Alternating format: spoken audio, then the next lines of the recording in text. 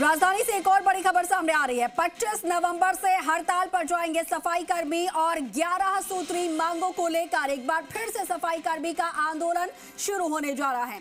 नगर निगम मुख्यालय पर आम सभा में ये निर्णय लिया गया है। संयुक्त वाल्मीकि सफाई श्रमिक संघ ने ये ऐलान किया है और आज से संघ के अध्यक्ष नंद किशोर डंडोरिया ने शुरू किया है आमरण अनशन।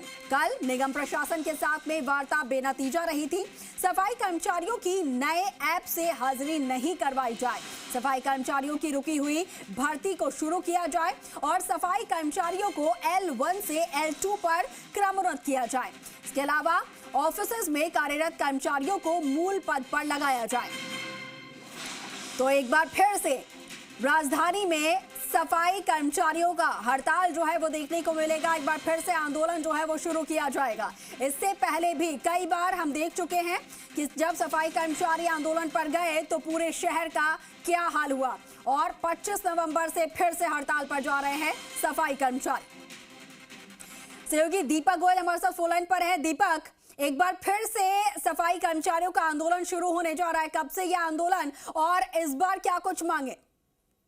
देखिए, 11 सूत्रीय मांगों को लेकर जयपुर जो संयुक्त वाल्मीकि एवं सफाई श्रमिक संघ है उसने आंदोलन का आगाज कर दिया है। दैनिक पेंशन की मियाद आज खत्म हो चुकी है। आज से आमरण अनशन है वो शुरू हो गया है और 25 नवंबर से हड़ताल की यहाँ पर ऐलान है संयुक्त वाल्मीकि एवं सफाई श्रमिक संघ ने कर दिया है।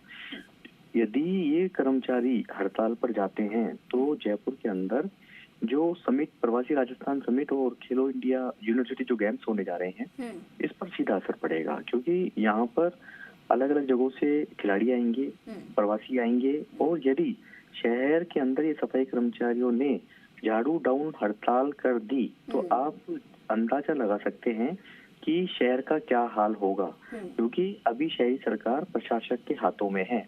कोई भी जनप्रतिनिधि अभी शहरी सरकार में मौजूद नहीं है।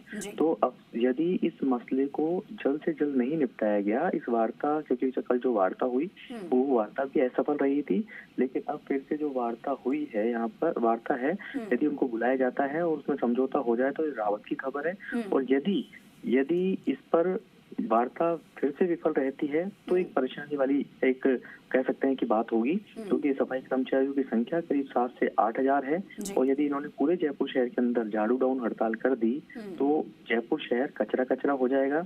यहाँ पर आने वाला पर्यटक, यहाँ पे आने वाला प्रवासी राजस्थान में समिट में आने वाला लोग और हो सकता है कि जो खिलाड़ी जयपुर में आ रहे हैं यहाँ पर जो यूनिवर्सिटी गेम्स में, वो अच्छी छवि लेकर नहीं जाएंगे। हालांकि सरकार को इस मसले को हल करना होगा इस स्तर पर, क्योंकि जो इनकी मांग है वो 11 सूत्री है।